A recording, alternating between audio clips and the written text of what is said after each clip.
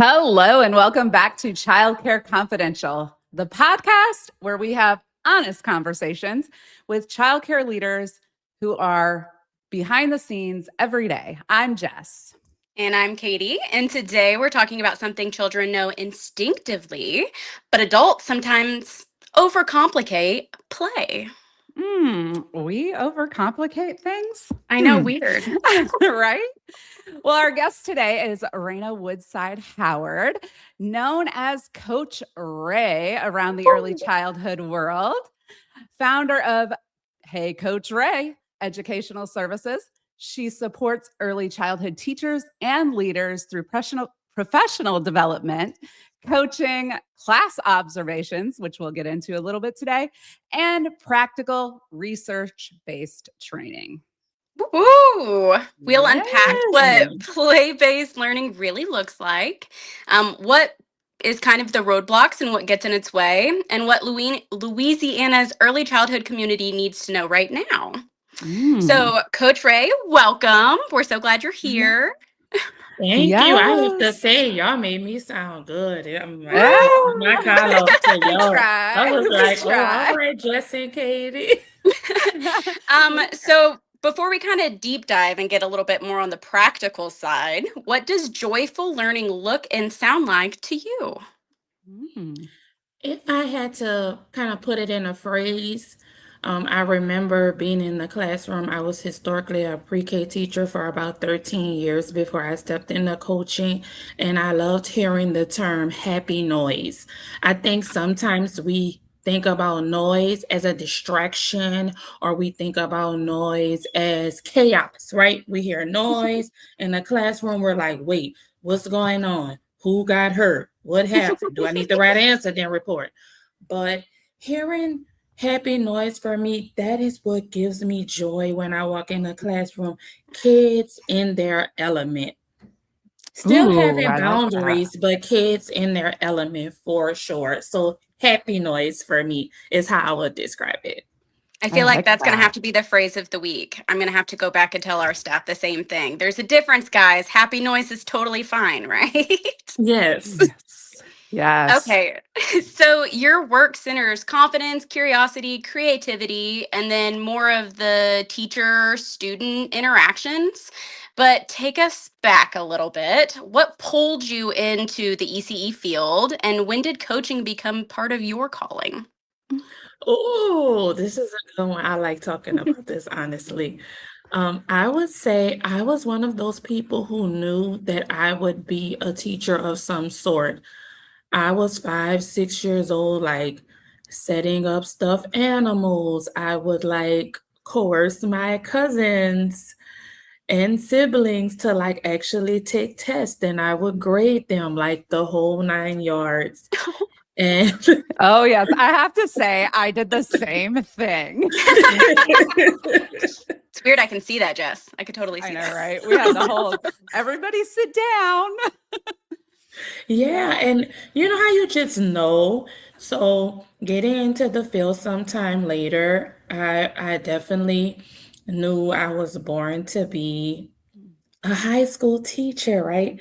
I was going to be a high school English teacher. Not at all. I found my way as a pre-K teacher, absolutely loved it. Did it for 13 years, but I think at any point in time you look at like what is my trajectory post classroom, or what does growth look like for me? And I know for me a lot of it was not centered around the normal hierarchy of things. So not centered around like, hey, I'm in this pre-K class, I'm rocking, I'm rolling, I'm doing my thing, my big one, and now you're gonna make me an assistant director, or maybe a director. And that was just not appealing to me. And I was like, what would growth look like for me? And I worked in Head Start for 7 years, saw a lady come in, support teachers, and she was a school readiness coach. Y'all, it was like an epiphany. It was like, okay, God, that's Yep. what I'm supposed to be Mm. doing. And from there, I actually got some time to shadow her. I actually had a cousin who got the position sometime later, so I was able to learn a lot from her making that transition. And now I am a full-time coach. I actually coach for a child care resource and referral agency out here in New Orleans. I'm a mentor coach for a CDA and ancillary program out here in New Orleans. And I do my own coaching through Hey Coach Ray. So that is my story. I just knew there was something for me other than the natural ECE hierarchy of things. Mm. I love that answer. Yes, I understand that. Okay, so what did you learn as a practitioner? So, like a little bit before now, Mhm. that still shapes how you choose to coach today. I would say support and connections with people for me are paramount. So it's like relationships over everything, right? You Yep. got the Yep. greater sign, less sign, Absolutely. relationships over everything kind of deal. So for me, I would say I was fortunate to kind of see both sides of the spectrum, which I think happens in our world. You see some people who receive a great deal of support, and then you're in some situations where it forces you to grow because of the lack of support. And for me, kind of seeing both sides of the coin made me say, I have to be me. And if you know me in real life, it's like relationships over everything. So I take that same thing in my coaching, and I make sure that my teachers feel secure, my directors feel secure, safe, comfortable. I'm really big on like psychological and emotional safety first so that they feel comfortable to be able to say, this is what's really going on. I think a lot of the times, we go in and I like to say you want to give people a laundry list of everything they're doing wrong. And what happens is when you give them that laundry list of everything they're doing wrong, they're like, well, she's just coming in like the get you gotcha crew. And she just wants to tell me I'm doing this and I'm doing that. Whereas when you make people feel comfortable, they're a lot more apt to say, hey, I really see that I'm not catching this, or I really see Mm. that I need some improvement here. And you're able to have more of those conversations to steer them in the right direction instead of just being a part of I say to get your gotcha crew. So Not the get you I gotcha. not the get you gotcha.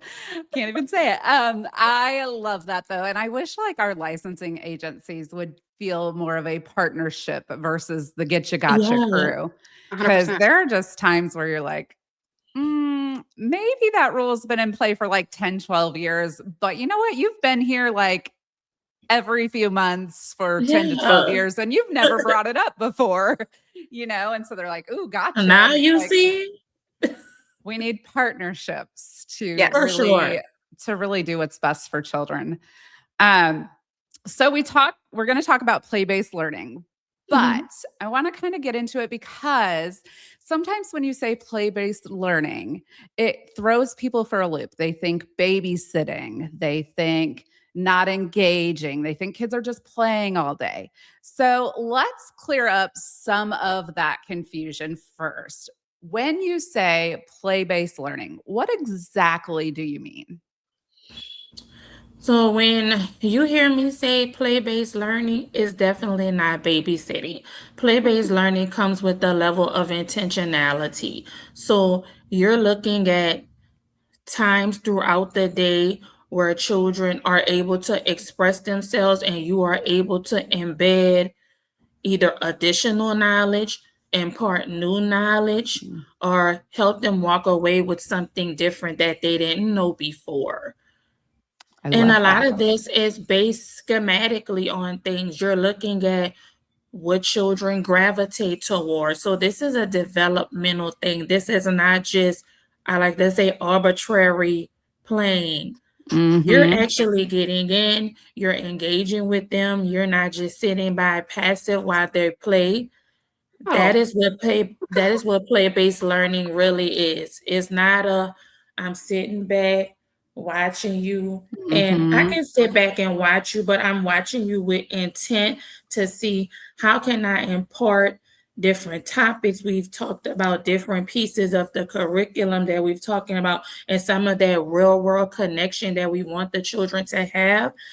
That is something that has to be done deliberately. That's not Mhm. something that's just a fly by night sort of thing. So when I think about play based learning, or when I train on play based learning, I'm very clear that things that you go and speak to children about should have a thread. So you should be able to step back and say, oh, they must be talking about pets this week, because when she went into this center, she asked the child what they were doing, and she embedded this knowledge from what they Mm. told her, which is a lot of what aligns with class. But I know we'll talk about that a little Oh, yeah, later. we will. Oh, yeah, we will. I love to use dramatic play as one of the centers to do an example with play-based learning, and a lot of times I think Mhm. about if the kids are cooking a meal or something and we're sitting at the table as teachers, we're engaging, we're asking open-ended questions, we're getting that brain thinking more. And I Yeah. think sometimes teachers even kind of go, okay, well, it's play-based learning time. I'm going to go wipe the tables or I'm going to go work on my lesson plan. And that's Yes. not play-based learning. No, it's not just them, like we said, like arbitrarily Mhm. just doing their thing, and you're like, up, it's cleanup time. Let me go get everything ready because they're doing their own thing. I'll Yeah. get to them when I get to them, sort of thing. No, this is an intentional period of the day, just like when you have those whole group times. And I like to tell people, whole group is awesome. Whole group is you think about a theater. Whole group is your introduction. You're introducing what's going to happen in your play today. But when you get into those centers, that's when you can really like drive home the instruction. That's when you Mhm. can like sit one on one with a child and really get those knowledge checks that you can't always get in a whole group setting. Absolutely, absolutely. So, as far as teachers, is there a tip that you would give them on how to be intentional without actually taking over play per se? Yes. Teachers, please facilitate the conversation and Mm. don't take over by asking and answering all of your own questions. Ooh. That's one Ooh, thing that's a that I good see a one. lot. We're saying it to Don't Yes, be everyone. afraid of the yes, pause. that's Don't a be good afraid one. of the pause, y'all. I know sometimes we're in there and you have, and I see it when I go and I coach in classrooms. A teacher may ask a question and they're so scared of the pause. They're like, wait, it took him 5 seconds to answer me back. Well, let me answer it. Let me say it. Don't be afraid of the pause. That is That's great. one big tip that I would give teachers. Allow children time for processing. Mm. Sometimes people say stuff to us and we're like, wait, what did she say again? Yep. And what did he Yeah. say? Mm-hmm. Children are the same way. Okay, let me see if I heard that before. Give them a chance to process. Don't be afraid of the pause, yo. Right? I love that. I love that. I wonder if, like, as teachers, we associate the silence with, like, oh, something bad's got to be happening because Oh yeah. nobody's talking, Yeah. Yeah. but it's From what I've okay. asked, that's what teachers kind of think. They're like, Mhm. wait, but he didn't say anything or she didn't say anything. Maybe they didn't understand it. Maybe I need to say it. I need to answer it for 'em because we're afraid of that little silence. Yeah. Now, look, if they just sit there silent for an extended period of time, then that's when maybe hints or support or assistance Mhm. in some way to help them or scaffolding them to get them to that um, question or answer that you want them to get. That's different, but a few seconds, don't be afraid of the pause. Love Pause for that. processing. I'm here for Ooh, that. I love that. Yes. Pause for Pause for processing. processing. Woo woo. Love Okay. that. All right. Well, so some adults still equate rigor with like the worksheets, having quiet bodies where we're just supposed to sit still as statues, or even a teacher doing most of the talking, like you said. I love the pause for processing. But what evidence of learning should they notice during play that kind of gives them the green light that what they're doing is not acceptable, but more of the play based learning? What evidence would you say that they should be like looking for so they know? So you really want to use your open-ended questions as your knowledge checks. So when you're in these centers or you're in small group play or you're in a small kind of cooperative activity, you're looking for the evidence of them either showing you or telling you or both that they're really understanding. I think a lot of times teachers think knowledge checks are just straight question and answer, right? Or what is this and who is this? But our job is also to really get the rationale behind their thinking. So, why do you think about it this way? Why did you choose to do it? What do you think would happen if you did it a different way? How have you seen this before? Tell me more. You really want to get the rationale behind it. That's the true knowledge, right? Because Mhm. a lot of times we learn in life by association, even as adults. Like we can say, what is this? A stop sign. But if we have no idea the rationale behind a stop sign, we simply just know that it's a stop sign. Why does that stop sign need to be there? Why is it in that particular spot? What would happen if it wasn't there? Kind of thing, right? Yeah. So I would say the biggest um measuring stick for teachers is to really facilitate those open-ended questions and really look at how the child answers as a knowledge check. And if you feel like there are some gaps, that's where that scaffolding comes into play. Give them hints. We all need a little hint sometimes, a little extra Mhm. support. Give them some assistance to get them there. And then you'll realize, oh, wow, okay, they did know that. I just had to remind them a little bit. We all need a little reminder. So using those things as little knowledge checks throughout the day and facilitating that conversation to really see where they are. That's where you see where the evidence is. Love I love that. that. I do too. I That's like that it's great. a more in-depth idea behind it instead of just Mhm. the kids ask a million questions and I never know why they want to know all of the answers, but that's really just it. They're just thought provoking and they want to understand on a deeper level. Jess and I joke regularly because our pre-K classes are the kings and queens of asking us why 40 million Of times a day. course. Yeah. Yeah. Yes. Why do I And have to wash while my hands? Why do I have to do that? yeah, I'm like, well, because you're going to and get sick if you while don't. that can be frustrating when you're trying to teach in a classroom and it's why. However, it's important to explain the why, especially at that age, Oh, yeah. so that they grasp the concepts of what the purpose is. And I love what you said there about that. That's great. Yes, I agree.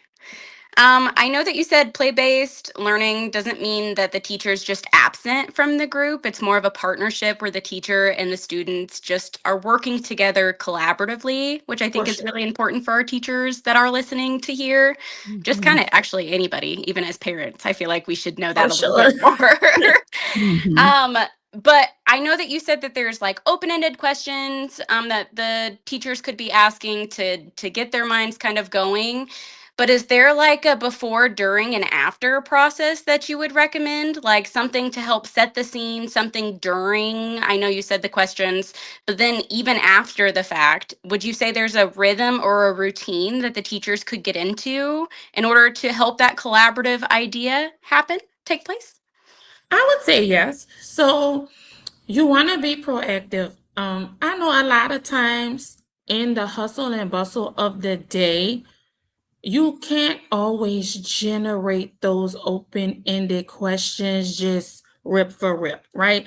I know I give a lot of my teachers questions to post in centers as like reference points. So in each one of the centers, they're like prompts. You can just kind of glance at it and say, okay, I'm on the right track, sort of thing. And it really helps you facilitate that conversation when you feel like that conversation gets halted or is at an impasse, right? Because sometimes kids are just like, okay, especially we want to think about children that aren't used to having that level of conversation at home, those back and forth exchanges. Sometimes they're like, okay, you're on the third question. Like, this a lot of questions. You're going to ask me something else? So, one of the things I would say, giving yourself, I like to say, quick references throughout the classroom. Also, using visuals as much as you possibly can. As many reference points and as many modalities as you can use to give a child to help them understand the rationale or get a deeper meaning behind something, do that. And also just the consistency. You want to make that a status quo in your classroom. If it's something that you're only doing when you feel like someone's coming to observe you, whether it's an outside entity or an inside entity, I like to say we see through the dog and pony show. So Hmm. make sure that those are things in your classroom that you're doing all the time, but get those questions up. Get children used to those things. So I would say before, make sure you have those questions and visuals up. I would say during, use them if you have to. Like look at them and use them as a quick. I don't like saying cheat sheet, but just a quick Yeah. reference guide to look at to help you with those conversations. And I would say after, make sure that you really give children that encouragement and affirmation. Let them know that you enjoyed the conversation with them. Let them know that you can't wait to have another one. It really encourages them to say, oh, Miss Katie really liked that conversation. And it makes them a lot more apt to want to come to you and initiate those things and really include you in their play as well. Oh, I like that. I like that a lot. Yeah. You know, you're building that relationship. And at the beginning of this, I think we talked about how much important relationships are. Yeah. So those need built with the children in your class too. Speaking of class, Woohoo. you knew What it a was transition. I know, I right? know. Just a natural Top of my segue. head. All right. We're going to talk a little bit about class because we know you work with class. So tell us a little bit about what exactly it is for those that don't know.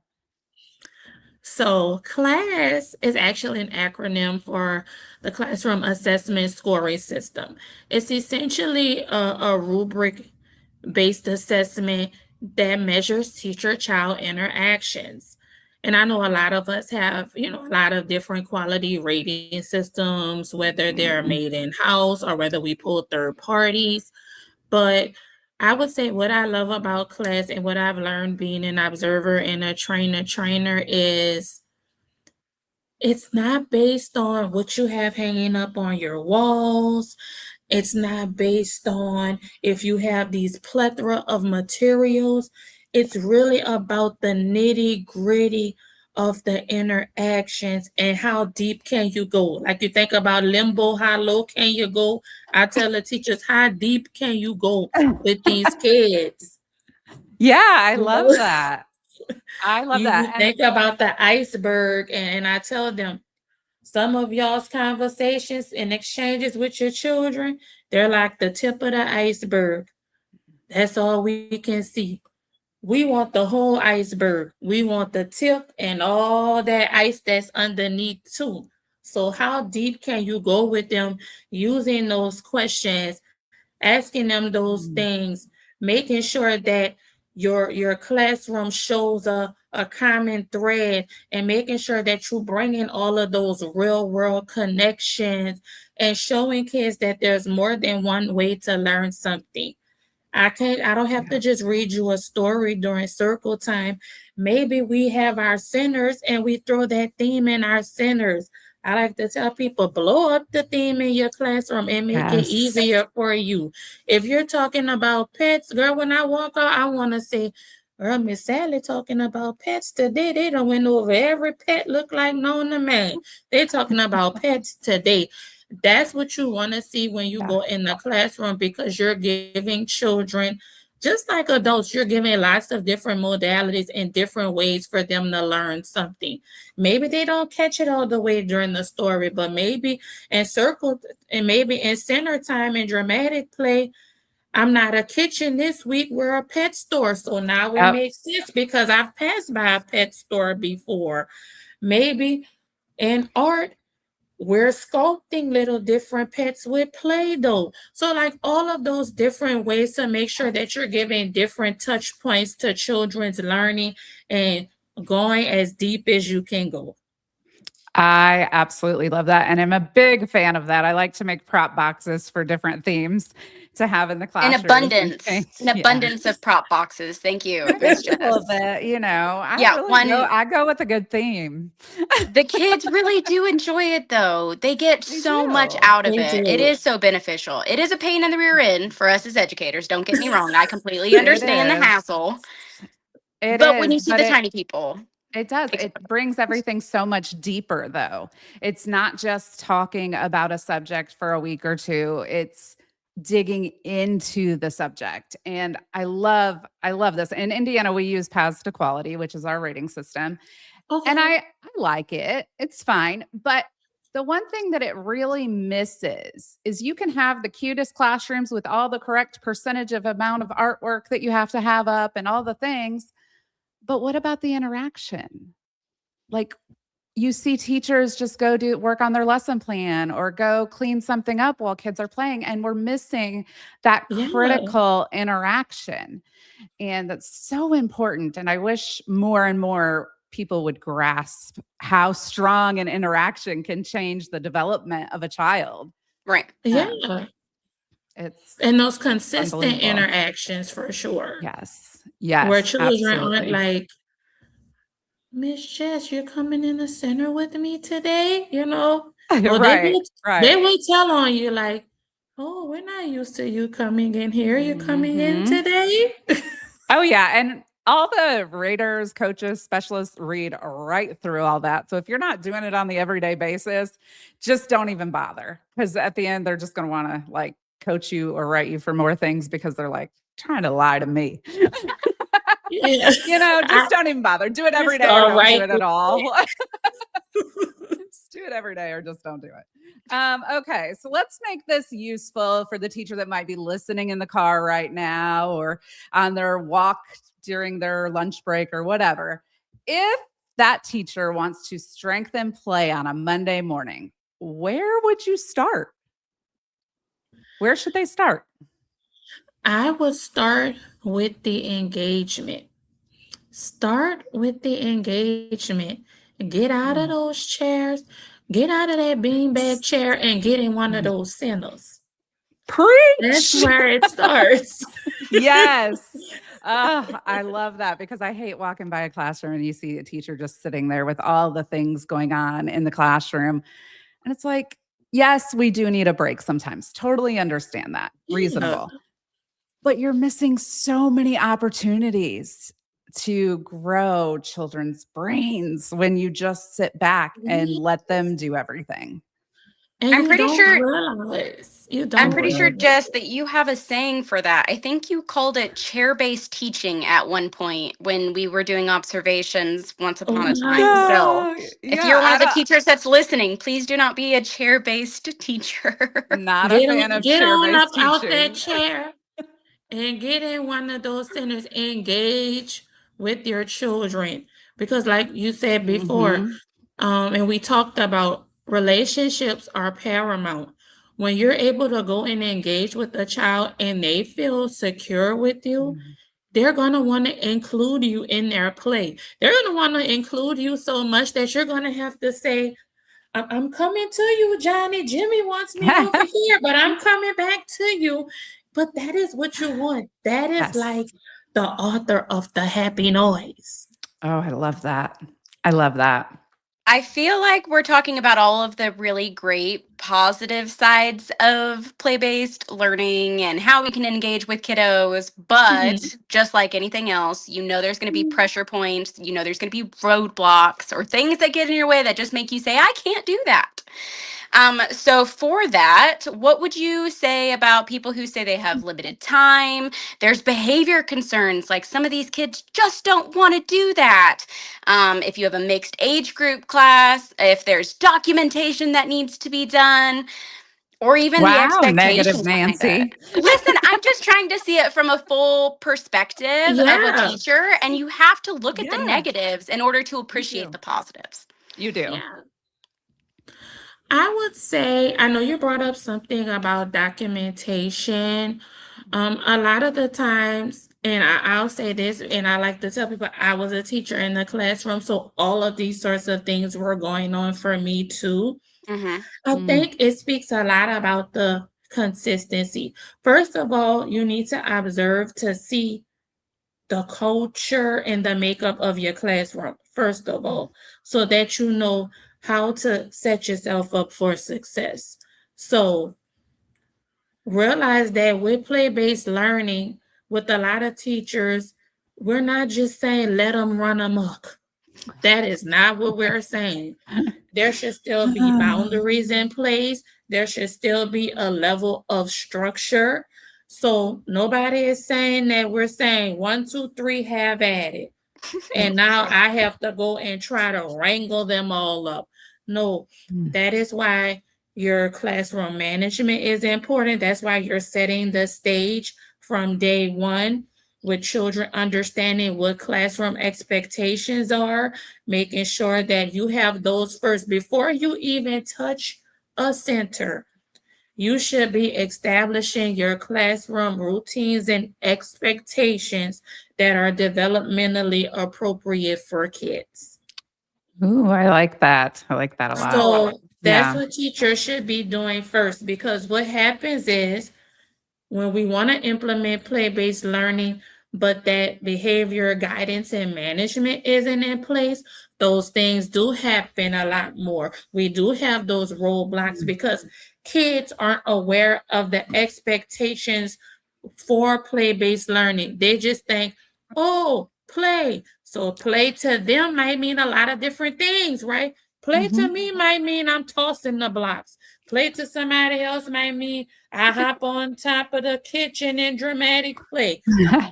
So when I establish True. those routines, when I establish those routines and expectations, then I am able to insert going to those centers because I then understand the expectations. Also, do not feel bad when you have to redirect. That's why those visuals for all things are important, because kids, we're going to refer back to that visual. Remember, in dramatic play, we want to make sure that we put all of our food in the correct baskets. Remember our expectation. So teachers, don't be afraid to redirect, but set the stage early. Before you step into play-based learning, set your behavior management, behavior guidance early so that kids are aware of the expectations. I promise you it will work. Yeah, I love that. I think that a lot of times classrooms do miss the expectation part. Kids want to know what to expect. They want to know what's coming next. They want to know if they mess up in some sort of way. Is there a consequence? Is this what I expect every time? If it's like a really great behavior, is there, what follows that? And I think it's important that we have to make sure we set those expectations for them. Especially early on, for Mhm. sure. I know that we were kind of deep diving into all of my roadblocks. I'm sorry I was such a negative Nancy. I call No, myself a this is real realist, life. but it's fine. You're a realist. I know it. But I'd like to zoom out a little bit to a little bit of like a broader lens, if that's okay with you, Mm. Coach Ray. Let's go. Okay, so I want to zoom out to Louisiana as a whole. From where Okay. you sit, what's the headline early childhood leaders need to understand right now in our field? Mm. I would say the headline that needs to be understood in our field is let's bridge the gap between director and teacher support. I would Mm. say that's the biggest gap that I'm seeing right now, where directors are kind of either underprepared, underinformed, and teachers are kind of out on an island and feeling like they don't really get that support from directors. And directors, I like to call it, I've coined it the Pinky and the Brain syndrome from the old cartoon where where Pinky is just like aimlessly following along, and the brain is like, we're gonna take over the world, we're gonna do this. And the teachers are just like Pinky, just aimlessly following, but not really following what's going on. Yep. So I would like to say, please, directors, make sure that Mhm. you are doing everything to get the support that you need so that you are well informed, so that you are not the brain with all of this knowledge and I want to do this with this 5-year plan, and you have all of these pinkies like, and what happened to Sally 2 weeks ago? And what happened to this? And what Yeah, happened to that last week? Really bridging that gap and making sure that you're on the same page. That would be my headline. No I pinky love in the that. brain syndrome around here. I love that. And we've heard so much of that lately, I feel like in our field that from teachers just going, well, my director doesn't tell me anything or they're not communicating well. So I love that you put that out there. So for the Louisiana leader listening today, what do you think that they should watch, maybe verify or prepare for in the next like 6 to 12 months? What is going on in Louisiana that we need to keep our eyes on? I would say be prepared for the changes, leaders. We're going through a bout of transition. We're really pushing a lot of literacy. So, really understanding the benefits of literacy and how we prepare children for kindergarten and beyond, right? So, look for a lot of like supplemental curricula Mhm. and other resources that myself, I'm currently going through a literacy specialist course as a coach to make sure that Okay. we're properly supporting teachers in early childhood, to make shout out to the Center for Literacy and Learning, Mm. to make sure that we are properly preparing our ECE teachers so that they can properly prepare our children for, I would say, not only holistic readiness, but also kindergarten and beyond readiness as far as literacy. So that's what we're looking at, and like streamlining a lot of resources. So that's what our next 6 to 12 months looks like in Louisiana. I love I that. like that. Okay. Yeah, there is a lot going on state to state right now. So it's we like to get people on here and pick their brain about what's going on in their state too, so we can keep everybody informed, not just on what's going on in Indiana, because we hear it Right. all the time. um, let's say we want to leave everybody with like a takeaway. So what is one thing that you think a director can do this week to maybe make a room or their school more joyful and meaningful with play? It would be lovely to see if you could go in and engage in play in the classroom. Mm. Even if you pick 2 classrooms, go in as a director and engage in play. Coach Ray, why is this important? I got a million things to do, girl. Why are you telling me to do this? I am telling you to do this because it not only allows the children to see you from a different lens, it allows the teacher to see you in a different lens. They don't just strictly look at you from a hierarchical point of Yeah. view. They actually look at you as like, oh, you like the children too. I You love like to that get you down with the knew. children too, you You know? do. Yeah. So even if you can pick 2 classrooms that you can go in, whether it's during a circle time, whether it's during center play, whether it's during meal times, do not Mm. skip meal times as times to be able to have those teacher-child interactions as well. Whatever time that you can go in and actually get down, get low, get under that iceberg, and engage with those kids. Like I said, it'll show your not only your children a totally different lens of you, but your teachers as Mhm. well. I love that. And I love that you knew what directors were already going to tell you. Like you've heard it You before. pre-planned. Let me tell you. uh, That's great. well, Coach Ray, where can our listeners learn from you, connect with you, or even bring your training that you have thoughtfully prepared to their team? So you all can reach me at a couple of places. So you can reach me via my website at www.heycoachray.com. I have a contact form down there that goes directly to me. So if you need a training, whether virtually or in person, brought to you, let me know. Also, I am a social media girly, so please reach out to me at on Instagram at hey_coach_Ray. And I will respond back to you. Like I said, I'm such a social media girly, and I like making sure that I have that visibility so that people can always find different tips and different things to see. And just to see what's going on in my world, because the coach world, I will tell you, is heavy in a different way than the Yeah. directors were assistant director, but it's heavy in its own way. So seeing what's going on in my world too. Yeah, absolutely. Absolutely. Well, remember, you can find Coach Ray at heycoachray.com or on social media, Instagram, Facebook. I know I've seen you on there too. Um, chatting. Thank you so much, Coach Ray, for helping us protect what childhood really needs right now, and that's play, and helping us strengthen the adults that make it possible and get those engagement interactions happening in the classrooms. Yes. Thank you. Oh, you're welcome. Get in Uh, there.